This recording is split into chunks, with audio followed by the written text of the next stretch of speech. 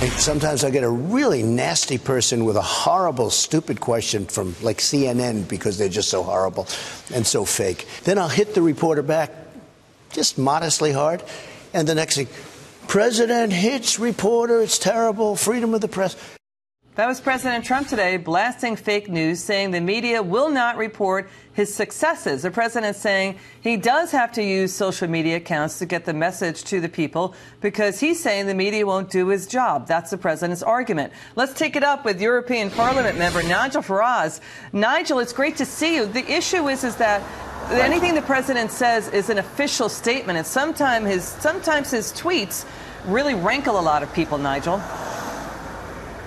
Well, look, I mean, the fact is, the day that he'd sort of rewritten NAFTA completely, he held a press conference, and all they wanted to ask about was Stormy Daniels. So, I can get his frustration with Twitter. What the president does, he goes round the back of mainstream media, he delivers a message directly to an incredible 52 million people. Now, he does it using language that is colourful, provocative, unforgettable, and if you don't like Trump, you see his tweets, you hate him.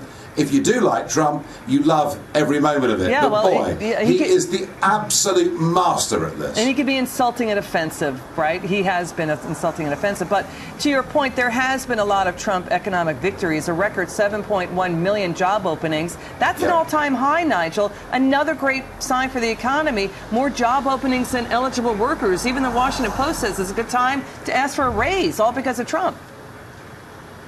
Well, I mean, look, the fact is, whatever mainstream media say, I think middle America knows this guy, whether you like him or not, has delivered remarkable economic results. He's brought confidence back to America. He's deregulated, allowed small and medium-sized businesses to breathe. And you know something? If he crows a bit on Twitter about his successes, I think we should allow him to do so. You know, Nigel, top Democrats here are saying to Hillary Clinton and Elizabeth Warren, stop distracting voters with your controversies, but distracting them from what? Because the Democrats have no policy successes. There's only just mob chaos in the streets.